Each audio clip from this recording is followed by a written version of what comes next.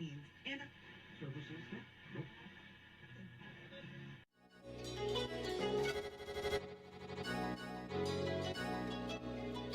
let's go.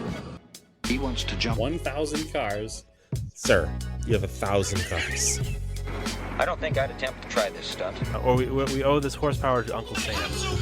Too many cars. Car. Roses would be. Like I put my beer belly on it. If you can't immediately tell somebody how many cars you have. You'll really give those uppity yuppies something to think about. Stay on the bar. Don't go off the bar with your Bronco. 1980 Volvo horns, what's right? Yeah. I want to have a man's coolant. And he's like, oh, I thought it'd be small. It's for a small car. And I'm like, yeah, but it's still an automatic transmission. They're never going to be light. It's definitely going to have to crash. Starting off with Brad buying another car. That's the West. Internet. You know, is this a Nigerian oil print? I also wish you drove a tan Camry. Anyways, Anyway, that's a horrible, very horrible podcast content. very Talking about a picture. inside joke. It loves to be driven hard.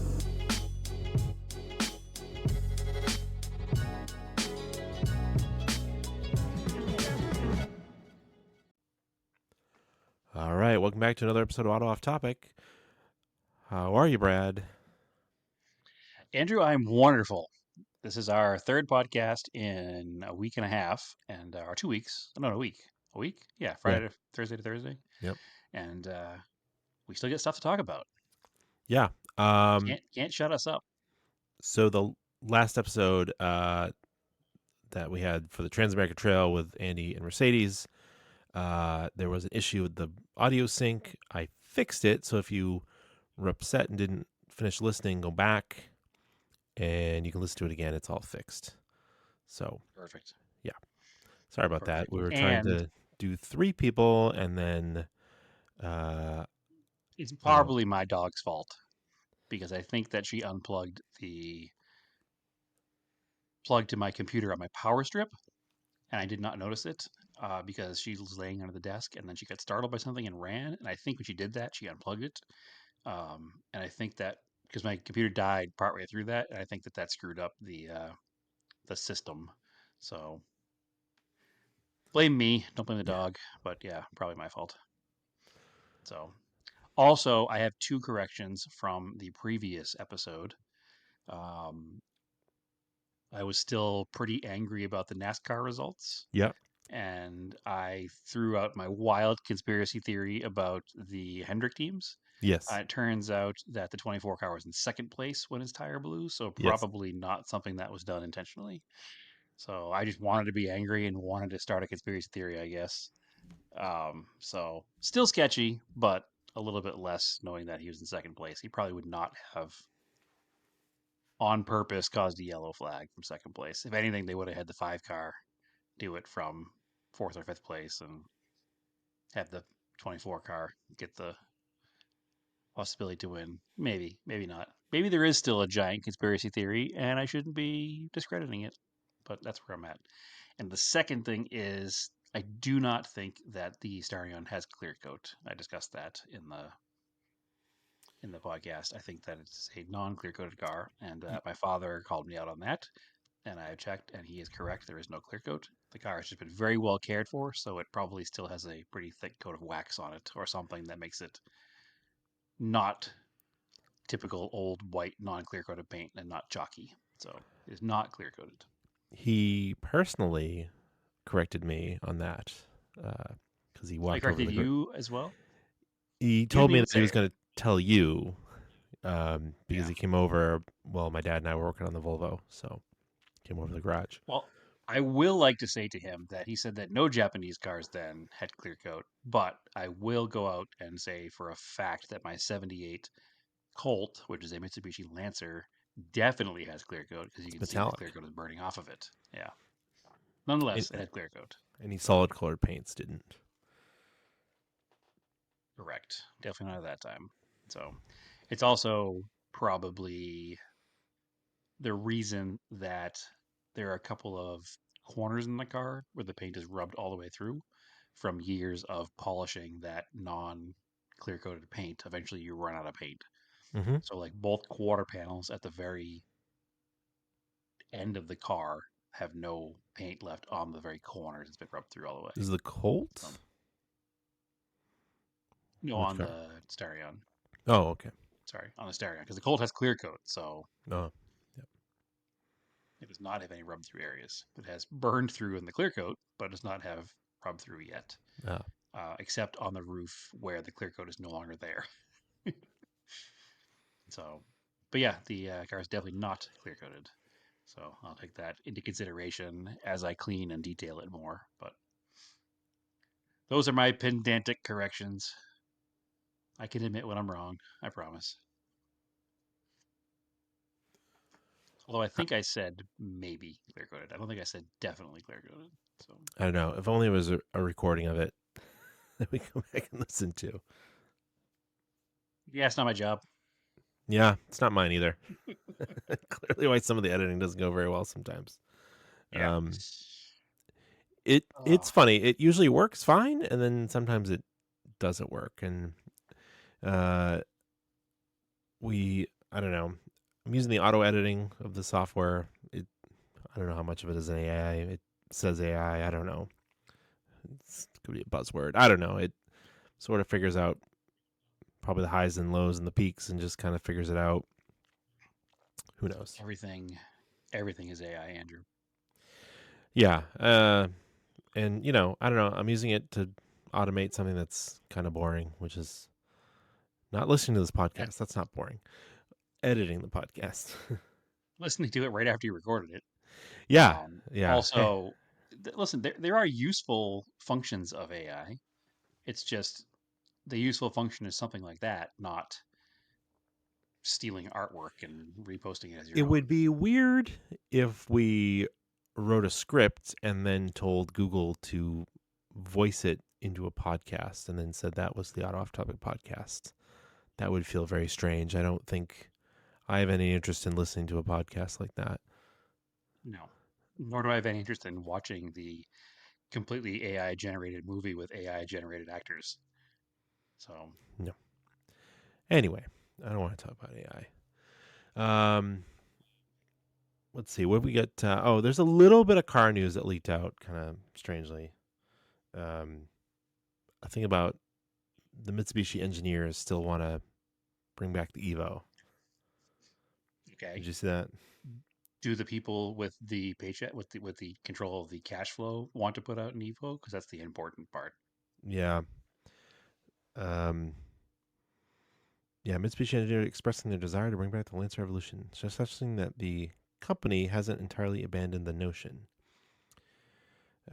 So yeah, of course. They didn't make a Lancer, so I don't know how they make a Lancer Evolution. Yeah, It's what's gonna it? evolve from nothing. Well, it'll just be. I think towards the end of the line, it was just the Evolution. That'll probably just be the name for it. But what is it going to be? Is it going to be a crossover? Yeah. Jinx. Hybrid crossover or a full electric crossover. Yeah, because who's buying sedans? I will hold my excitement until something comes out that I care about.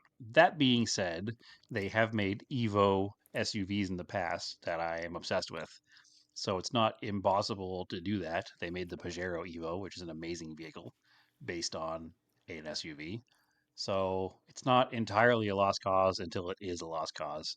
But let's not forget they made a Rally Art version of the Galant and a Rally Art version of the um, Lancer that were nothing more than Rally Art badges and some different wheels, right? So I don't think there's much hope, but I will certainly go into it with an open mind until they close my mind off by making something dumb. Just start by bringing back the Montero as a body-on-frame SUV. I mean, Sure. Broncos sell well. The Toyota brought back the Land Cruiser.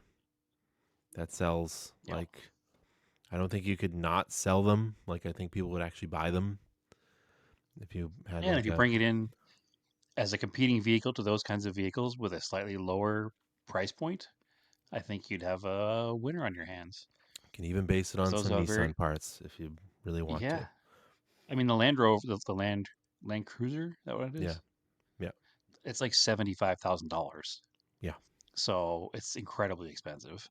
The Broncos are no longer affordable. When they first came out, you could get a base model 2-door manual transmission steel wheeled one for like 29 or 30 grand. but I think that's also long gone. So if they brought something in that like low 30 to 35 grand range, I bet they could have a pretty good hold on the market if they had some on Mitsubishi like good marketing and an actual capable body on frame off road vehicle. That would be kind of Even if they a made a cool way to, Tacoma yeah, size pickup, Frontier size sure. Tacoma pickup. And it's not like they don't make one. Just got to Yeah. federalize it and get it over here. How hard could it be? It's already all set for, although I guess in our Oh, current climate with tariffs and stuff, none of this is possible. So yeah. It's who knows. I don't know. Otherwise all a they pipe dream. I don't think about Mitsubishi at all anymore. Sometimes, other than the cars I own. I will say though, when being in um, the automotive repair space every day as an insurance appraiser, I do go to the Mitsubishi dealer locally from time to time to look at a car To be depressed. or yeah, well, I have to go there to look at a car for work. And surprisingly, the local Mitsubishi dealer, who I don't know anything about, I think it's just called Bell Road Mitsubishi, they have in their service department, in like the main offices of the service department, they have a giant Starion poster and a giant Lancer Rally from like 93 or 4 um, poster on the walls. So they have a little bit of heritage love, at least at the local dealership level. So I don't think the people that work there know anything about it. I think it's somebody who runs the dealership maybe did that, but at least there's something.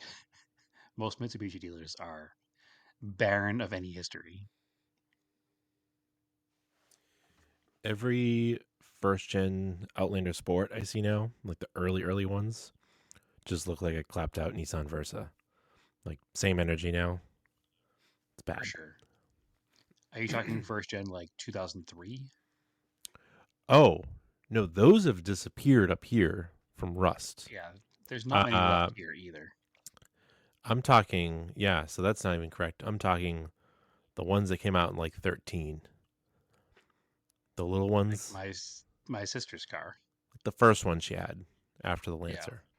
But I think yeah. even I older think than that, it would be the same generation as her Lancer, like the early ones. sure. And they came in that like teal color. Like I saw one the other day, it was just beat, and the plastic fender was broken in the front, and the flex pipe was broken. It was very stereotypical. Person was leaving Dunks with a big Oh, iced coffee and a cigarette out the window. pretty much a 15-year-old car at this point. So 15-year-old cars in New England are not exactly going to be cherry. There is one first gen Outlander around here, like the early one, like the 0304 body style ones.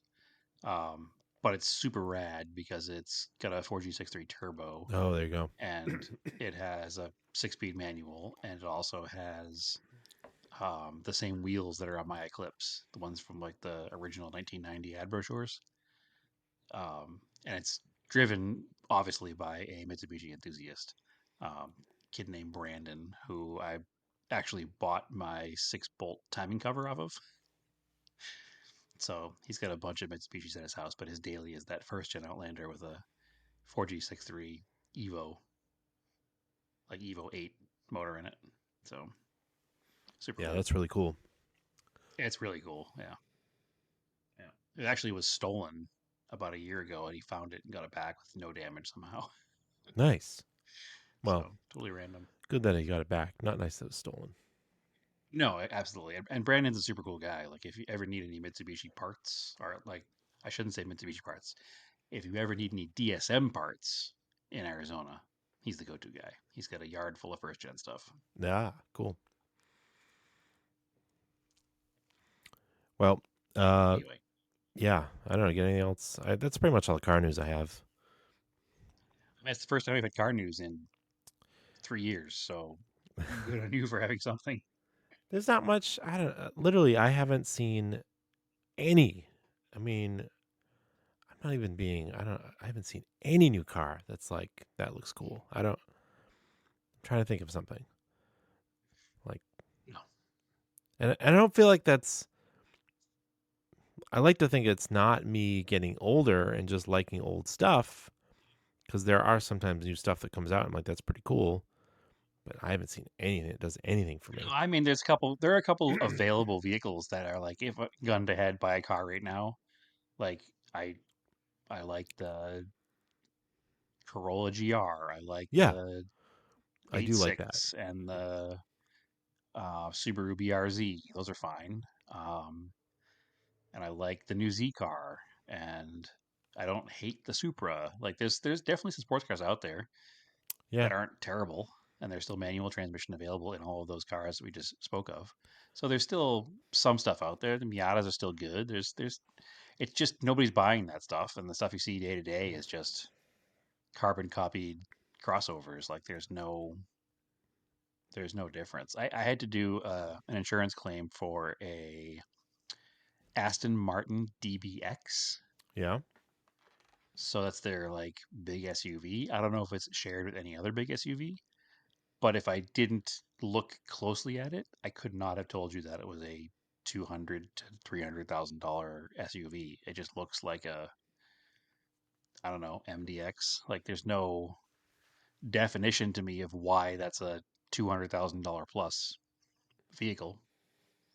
I also was disgusted when I looked at the prices of the windshield and glass roof up. Um, the windshield's $9,000, and the glass panel roof is 16,000. So if you own one, don't ever drive it ever, because insane. Like if you have a daily vehicle, a rock chip in your windshield is inevitable, and for it to be a $9,000 repair, like that's an absurd thought process. Windshield should be like, you know, $400, $500 tops. Yeah. And they are for most cars. Yeah, what's this thing, It's man? What does it nine. have?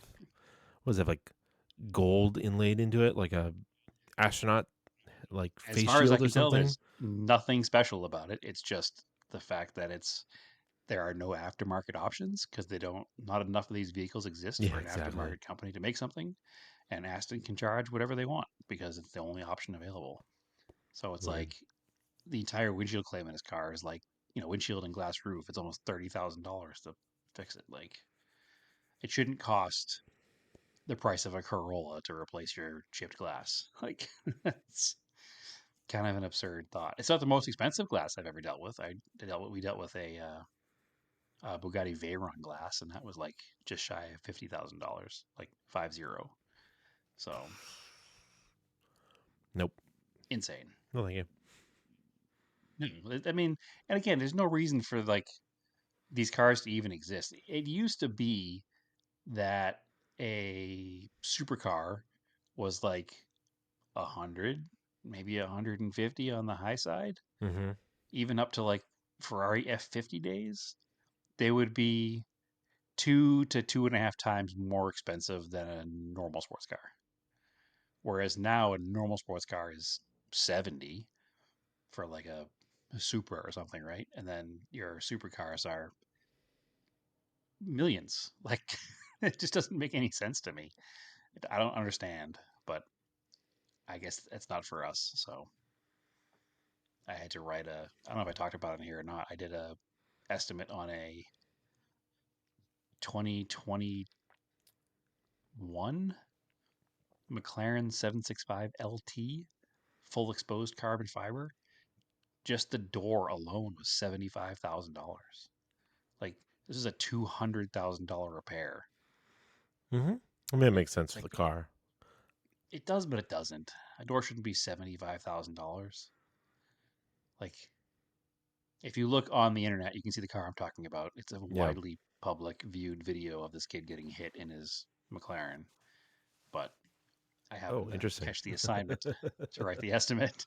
So, but because the McLaren dealer is in my territory, so I got stuck with that one, which means that my severities this quarter are off the charts because of one car.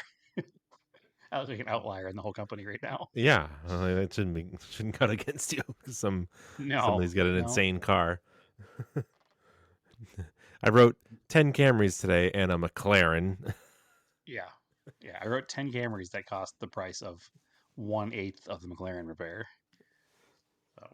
I mean, not that it matters much because you just write the cars as they're damaged, and it is what it is. It's not going to get in trouble for it. But when you do look at the averages for the year, and my average cost of repair is $3,200 normally, all of a sudden it's like Yeah. completely skewed by one $200,000 repair. You can have a little asterisk there.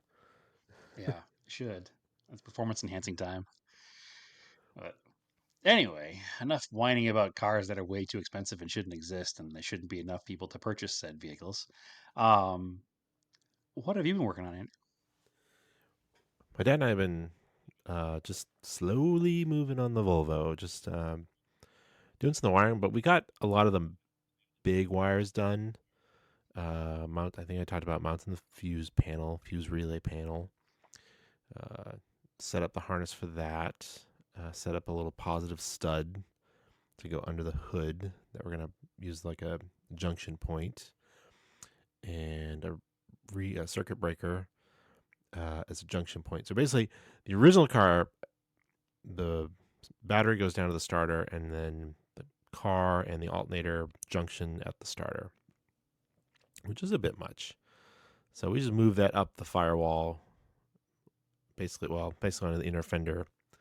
We're going to junction that stuff not on the starter, and then built a little jumper wire to go down to the starter and bring that power up from the battery cable. And then we're going to trigger the starter relay with the starter solenoid with a relay. So just going to kind of protect stuff with relays. Like I said before, the car's not stock, so we'll just make the wiring work better for the 21st century here. Yeah, you might as well. You're not building a concourse restoration. There's no reason to. No. So it's almost, we have like now smaller wiring to do. So yeah, we're getting there. It's very slowly. Maybe, I don't know. Maybe by Christmas. No, I think we'll have it started sooner than that. At least started running in the garage. I don't think it's getting driven around. But unless like your dad was asking me this the other night when he stopped by the garage. I said, well, if there's no salt in the road, yeah, I'd take it for a ride around. It's all registered Yeah, why not? and insured. But, it's getting there. Just baby steps and just when we have time. So, yeah. Based on what I'm seeing on the internet, you're one of the only areas that does get snow and salt that hasn't seen snow and salt yet. So, congratulations to that. It's early. It's early in the season. It got cold, but it's just been rain. So, that's fine. They're making snow up north. I'm getting ready to go skiing. But other than that, it's been pretty quiet. Which is a good thing. Yeah. So that's really all I've done other than I did all the fluid changes on Stephanie's car. I changed the oil, changed the transmission oil, gear oil, changed the diff gear oil. So I think it shifts a little better. It was a little dark, the transmission gear oil. There was some metal on the magnet plug, but nothing too crazy. Same with the diff. But so that car is good for a while. Now with new wheel bearings and fresh fluids, is it quieter too? It is. It's definitely quieter. I want to replace the snow tires with new snow tires because I was like, oh, they're like, I say to Stephanie, I'm like, oh, we put them on in 2017. They're like 5 years old. And she's like, that's not 5 years ago. So that's 9 years ago.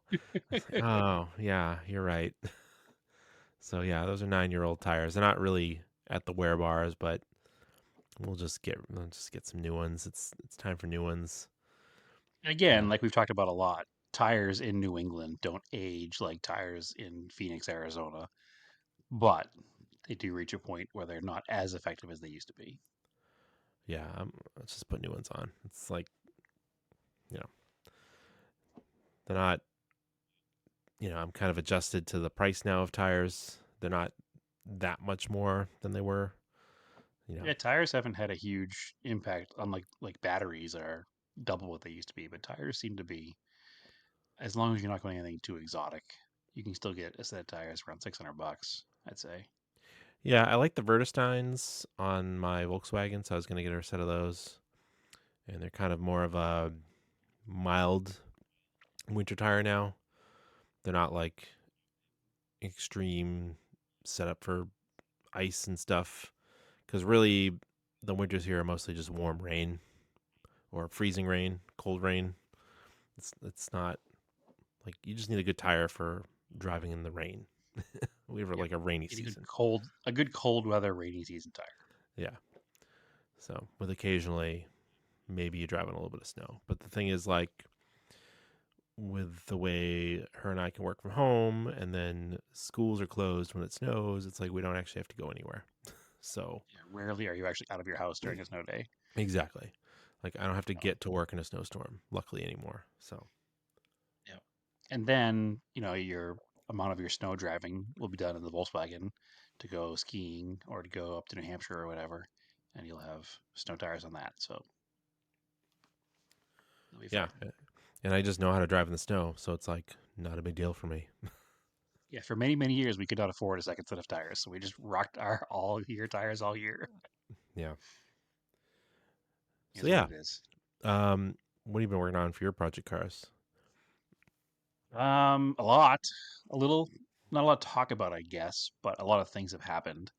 I finished up the McCord door handle issue. I think last time we talked about that, I had the screws were wrong, and I had to go to what's Scott call it, Ace Hardware Racing, and go to their bolt department and find some screws that fit the threads on the plastic handle. So that got all taken care of. The door panels all now reinstalled. Everything functions as it should.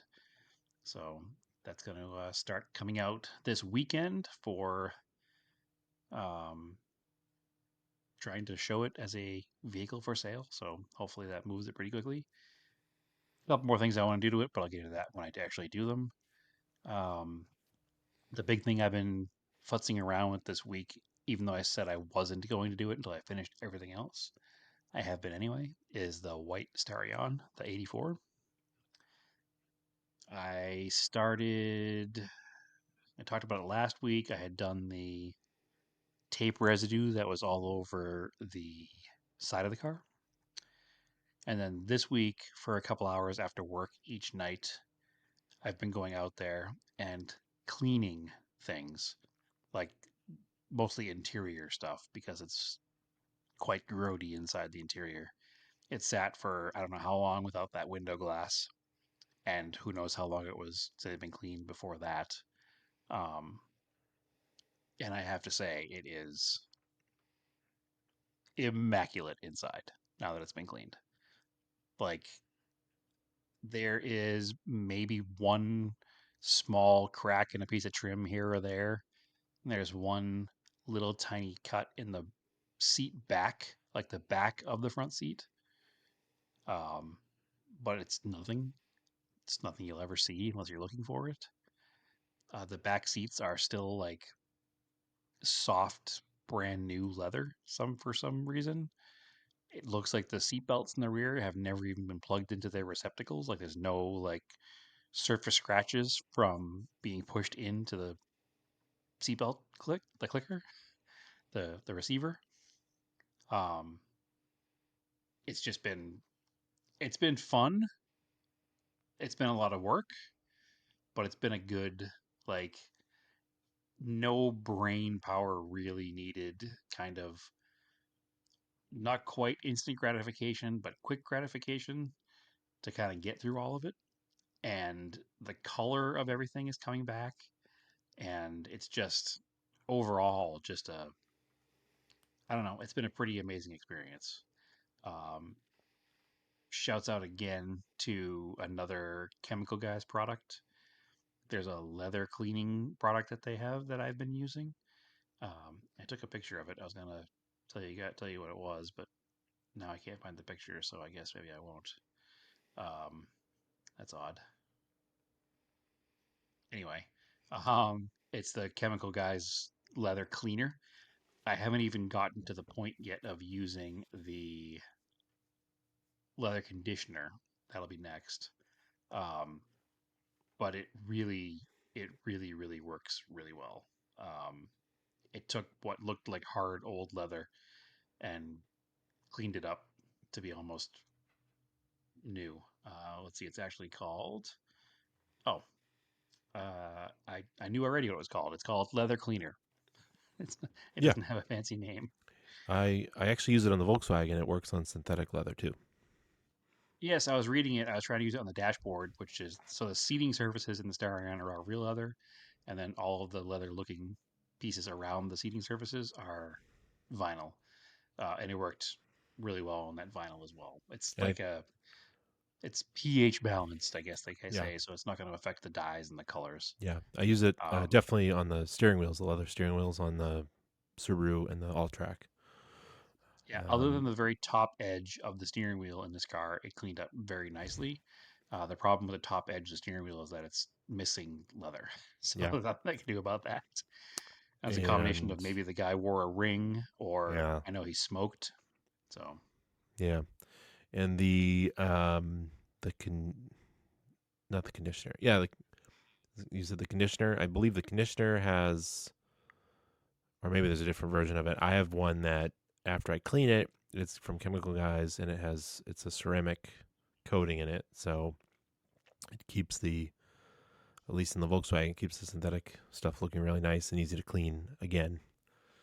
Like it makes it like just stuff wipe off. So the bottle looks the same as the cleaner. It just says conditioner on it, I think. I haven't looked too deep into it. I Um, might have a different one then that's like synthetic leather ceramic or something. they could. They could. And I'm going to do this first as like the most aggressive like leather conditioner they sell. And see how that works. And then if I can get it to a point where I can put some kind of coating over the top to save that, I'll do that afterwards. But unfortunately, the previous owner of the car was a smoker. The cigarette ashtray was filled like to the brim with ashes. Yum. So yeah, a lot of the dirt in the car seems to be like tar. And using Mm. a microfiber and that leather cleaner, I was able to get Mm. all the little black spots off of everything. Mm. Um, it looks stunning inside the car. I'm almost thankful that the passenger side window is broken out of it because it probably made all of the cigarette smell go away over time. So it does not So you smell turn like on the cigarettes in heat. there at all. Yeah, that's probably true, but we'll see. And you get some Friggy Fresh. Put it down the Yep, air some vents. Frigifresh and ozone cleaner, Yeah. but hopefully it doesn't need too much. It's kind of sitting for a long time. So the interior now is like spotless. Like I have it super clean. It looks super nice. It literally looks brand new. Without, I'm not trying to be like hyperbolic about this. Like the car looks amazing inside. It belies its cost and story beyond what it should. So that being said, that's been the past I think 3 nights I took doing that because it was so dirty that each seat took a long time, like an hour or two per seating surface because there's just so much grime and grossness on top of everything. The car was clearly cared for its whole life. Like you can tell just the way certain things are, but I think at some point things just get dingy when they're daily driven and when somebody smokes inside of it. So actually, I don't know that it was truly daily driven, but it was obviously driven with some regularity. It has 93,000 miles on it, so not a ton, but it looks really good. And the carpet looks perfect. The biggest issue of all is the rear hatch has the like cargo cover, which is carpeted, and that has been baking in the sun for so long that you can't vacuum it because it just vacuums up all of the carpeting. It's almost like a flocking over the material, and that is pretty trashed. So I'll have to figure out something to make that better in the future. But for now, I'm just going to run it as is. I used compressed air to blow the leaves and rodent left behind that was on it because there were some rodents in the vehicle at one point. Thankfully, I haven't found any evidence of chewing, but they did store like pieces of nuts and stuff inside the car, so that's all gone. Um, and then the big news with the car is I put a battery in it,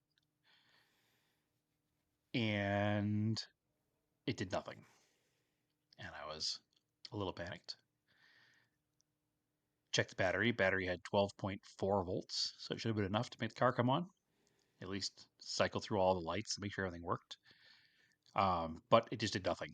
So that was a bit of a setback. Spent a little time kind of digging through all of the harnesses, digging through all the fuses.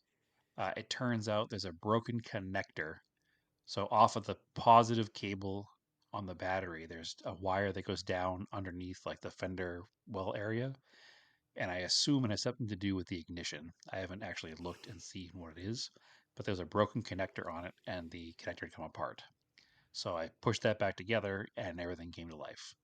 So it was not a big deal. It was one minor little setback, which took a little bit to figure it out. So I'll have to figure out exactly what that connector is for. Like I said, I think it has something to do with the ignition switch because when you plug the battery in, it did absolutely nothing until you plug this little connector back in. So I purchased on Amazon a little while back a big container of early Japanese style connectors, 1, 2, 3, 4, 5 blade connectors, and they match pretty closely to what's in all the old Mitsubishis. So I'll be able to just swap one of those connectors on there, and it'll look factory, and I won't worry about it anymore. So once I get that all straightened out, everything works. Like works. Everything works.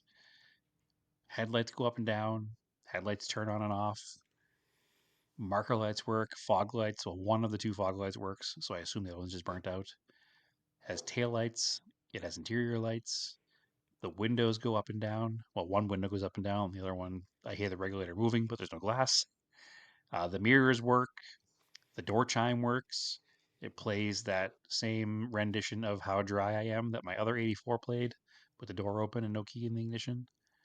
And then I power the radio on, and you hear the antenna motor turn on.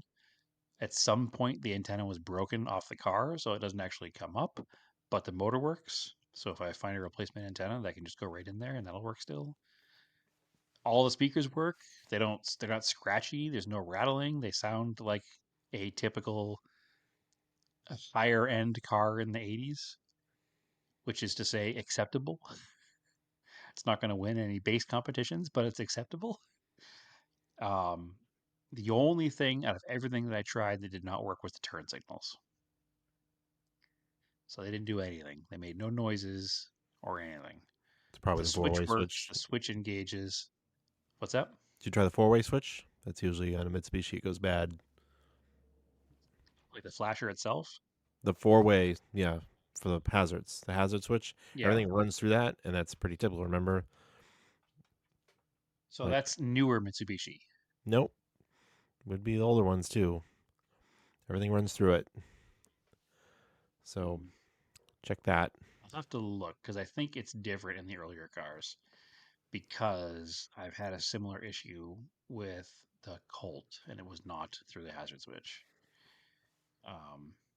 That's all right. I'll figure it out. But one step at a time. Everything works but the turn signals. That's a pretty good start. So I turned the blower motor on. The blower motor works. Like everything, literally everything works. I did check all the fluids. I made sure the motor was free, and I gave it a little crank as well with the battery to see if it would turn over. There's obviously no fuel in the tank because it has 2 giant holes in it. But the car did crank over, so that's a positive. Again, everything worked. The gauge lights all came on. The digital readout came on and showed 0. So there's no reason for anything to, I think, hold me back too much once I get a fuel tank for the car. It should hopefully be a pretty simple process to make this thing roadworthy. Not finished the way I want to finish it, but at least roadworthy to get it out there and driving. So, I mean, if this is like a Mighty Ram level save, then that's 2 huge wins for you this year. 2 huge wins. Yeah. The Power Ram was a little bit more work, I think, than this was going to be. But overall, like, yeah, two cars that sat for a long time and just went back out and drove. You know why? Because they're 80s Mitsubishis, and who made a great car in the 80s? So Also saved by being in the dry, arid climate of Arizona. yeah, that's the one Achilles heel. Obviously, is the rust. So these ones don't have that, but nonetheless, I will be pretty happy if they're both up and running and good this year. They're both the same color too, same white paint code. Hmm. So Not clear coat. no clear coat, yes. But yeah, this will be a pretty huge win. I wasn't going to dig too deep into it, but everything has just been so easily done that I don't see why I shouldn't just finish it off and get it to a point where it can run and drive and continue to be cleaned up. And I still do want to steal some of the parts off of the other car, specifically the limited slip diff, because this car does not have that. This car has an open diff. Yeah. Um, but my desire to switch out the entire interior to the brown and tan has kind of gone away because of how nicely this interior has Yeah. cleaned up. The maroon is pretty cool. Just Yeah, save that. it's grown on me. Just pack that tan away somewhere else for something else. Well, my future Mitsubishi plans call to have a narrow car and a wide car. So if I found an 86 wide body car, that would have the same interior, and I could just slip all the stuff from the white car into that in the future someday. So that's somewhere in the very distant future, but that would be kind of a neat have a wide car and a narrow car together again, like I used to. Hmm. But that's kind of my future Starion collection. But for now, I will be very happy when this car is up and running. Um, and it's again every day it becomes that much easier just to fix and make work. So hopefully, not too long from now, it'll be running and driving, and it won't cost me any extra to put it in the road because the old car has been registered and insured the entire time I've had it out here. So I'll just change insurance over to the new one, and then it won't even change my monthly bills. So, although I'll probably have a slightly higher agreed value on it than I have on the other car. The other car has the minimum Haggerty value, which is $3,500. So I'll probably up that a little bit. So it'll change a little bit, but nonetheless, I'm quite happy. And also, my dream, like ultimate dream after doing auto suspension, would be to put a rack and pinion steering in it because supposedly it makes the car completely changed. And I learned today there's a company that makes a bolt-in front subframe that replaces your stock subframe, uses stock engine mounts, and is set up to take a Nissan 240 steering rack. Yeah. And didn't So what about the stuff? Didn't Techno Toy Tuning just come out with suspension arms for it? Techno Toy Tuning does the coilovers for the car, and they have the radius rods for the car. But K Sport is right here in Phoenix, Yeah. and Ron, who's been on the show before, runs K Sports in his Starion and likes them, and they're local. So I might go talk to them about doing the coilovers from them. So we'll see. But the big plan for the car is to put coils in it and put the 15 by 7.5 Watanabes that I have currently on the Sapporo onto this car. So that is the plan. And then put the Enki 92s that are on the other Starion on a Sapporo. That's the ultimate goal. But Nice. learning about that aftermarket subframe that's set up for a steering rack is huge because one of the biggest things with the Starions is they have a recirculating ball steering setup, like a worm gear style steering box, which is not ideal. Um, and something that's a little bit more precise would make the car that much even better. So that may be a thing. We'll see what happens. It's also not super expensive. Probably more expensive trying to find the steering rack and parts to convert that, but it's all just a bolt-in scenario, which we like. But I just want to make the car fun and usable, and also ultimately look really cool. That's the whole plan with this car. So and it's coming along a lot. I initially too I wanted to do like a back half like 4-point roll bar like your Talon has, but the interior is so nice that I'm not going to do that either. Nope. It's going to stay the way it is. Just leave it. Put Yep. your Momo in there and Epco shift knob. Yeah, I was looking at the Epco shift knobs tonight. I'm going to buy one with the right shift pattern and put the Momo in there, and it'll give it a little bit of motorsports flavor, and it'll take care of the scratches on top of the steering wheel because there's a brand new Momo in there. So, but yeah, it's coming right along. Other than not having a gas tank, I think I might at least have started it by next recording. We shall see. I took some videos of everything functioning with power tonight while I was out there, and Naomi took some videos like the headlights turning off and on while I was in the car. So I'll post some of that stuff up to the Instagram page by the time this is, oh, maybe right after this goes live, but shortly after, if not before, I'll post that stuff up so you can see what's going on with the car. But pretty excited. I'm glad this thing worked out the way it did. Do I wish I found it 2 years prior when I first heard of its existence? Kind of do, but life got in the way and it was not officially for sale, and I was not exactly 100% sure on where it was. So the fact that it popped up for sale and I got it when I did, and I made it happen the way I made it happen makes me very happy. So, 'cause I don't think that anybody else would have gone into it like I have after paying, $2,000 for it. They probably would have either made a Lemons car out of it or taken it apart. Who knows? But I'm glad that I got it for a deal and I'm able to save it and hopefully make an enjoyable car out of it. So hopefully I can find a fuel tank pretty quickly. There is down in Tucson a flat body Starion in a junkyard. And if I can't find parts quickly, I can make a trip down to Tucson. It's like 2.5 hours, but it's fine. Or I can see if my Tucson friend can snag the gas tank out of it for me. But yeah, pretty excited about it. So that's my project car update. I haven't touched anything else, but I guess that's actually a pretty good update.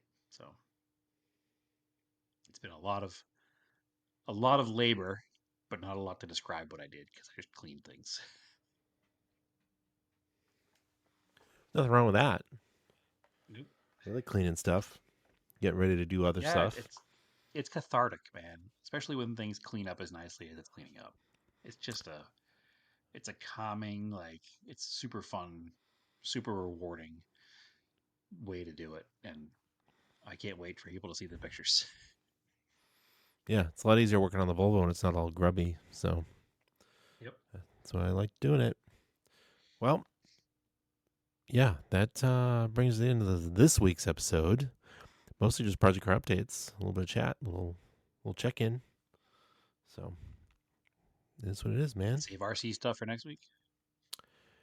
Yeah, because I could go on and on and on about that in another 45 minutes. So we'll do an RC focused episode, and then people can choose Teaser to listen alert: to it or not. Andrew ruined me, and I have started down the path of an RC drift car as well. So Yeah, it's really fun. It combines the scaleness of models, but then there's a dynamic element that they actually run and you can interact with them. So yeah, that's what I like about it. yep, But it's definitely appealing to me as well. so, all right. So, yeah, come hang out in the Discord. Brad's posting videos of fixing up the Starion. There's other fun stuff in there. Yeah, just send us a message if you want to join. Go listen to the other episode with Mercedes and Andy if you didn't. I promise it's a lot better. And again, sorry about that, but it's up. Go take a listen to it. Yeah, if also we haven't asked in a while if you're on, these podcasts apps, just leave us 5 stars. That helps us out. We'll get some more listeners to get those numbers up, right? So Absolutely. yeah, we're on Instagram, Auto Off Topic. That's probably the best place to find us. Mostly hang out there, Racing Anger on Instagram. Scale Autocast. I'm putting up some of this RC stuff up there if you want to check it out. And Brad, where can they find you? They can find me on Instagram at TSISS350. And Andrew said the best place to find us is on the Instagram, but that is false. The best place to find us is on Discord. So come join the Yeah. Discord. Yeah. But So we do post some nice pictures to Instagram. So yeah, if you don't want to get so involved, just follow Instagram. But I feel like if you're listening and you have Instagram, you already know that. So follow us there. yeah. I did take a few people's requests to get some Arizona Rising Sun Rally posters sent out to them. I am on it, I promise. And I'm just getting some shipping tubes to ship those. So they'll go out hopefully this week. All right, cool. So, as always, keep your guys analog and aim for the roses.